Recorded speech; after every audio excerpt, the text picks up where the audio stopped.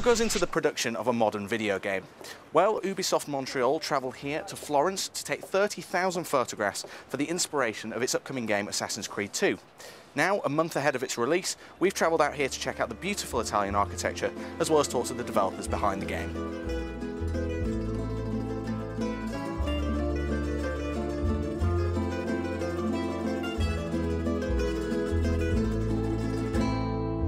I'm Sebastian Puel, I'm the producer for Assassin's Creed 2, and I'm proud to present you the game today. It has been more than 2 years that we have been working on this game. Right after the release of Assassin's Creed 1, we started to think about what the sequel will be, and as you know, the brand has always been about pivotal moments in history. So after the Crusades of the first game, we immediately thought about offering this beautiful setting of Renaissance Italy, end of 15th century, which is a pivotal moment in history, a moment where everything changed. So that was the starting idea, try to recreate this setting, this atmosphere and those historical events, and that's where we started production. And then 2 years after, we are here back in Florence presenting the game. So that's quite a pride for the team and for myself. So we are in the team pretty much all fans of history and fans of gaming as well. So the two blended together, we are trying to find places that are great for the gameplay and great for historical events. And those Italian cities are exactly what we were looking for. This is the Duomo, Florence Cathedral, one of the landmarks of not only this city but for architecture in the world. This is the heart of Florence, and this is also the place where one of the bloodiest events in Florentine history happened.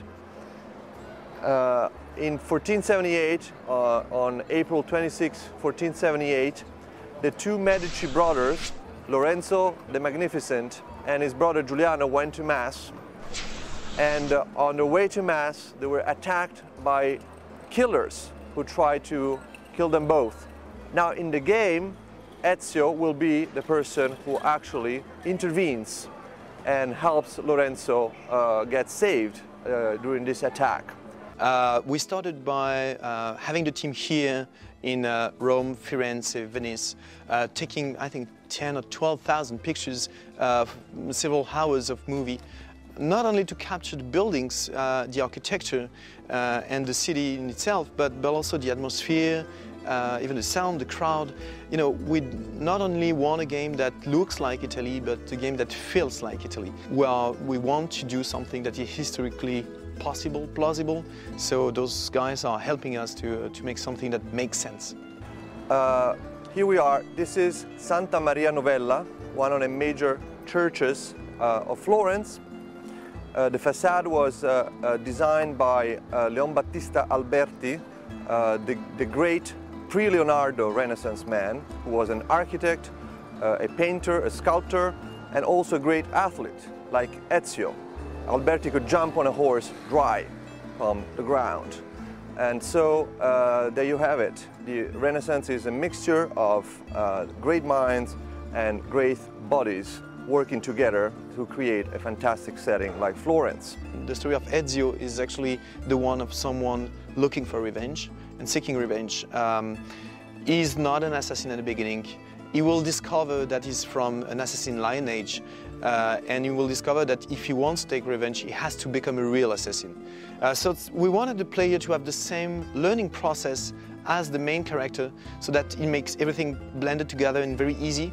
And I think this progression is one of the main differences that we have between AC2 and AC1. Is you feel this progression, and even this progression is much deeper because you have much more ingredients, much more things to learn, much more tools to assassinate.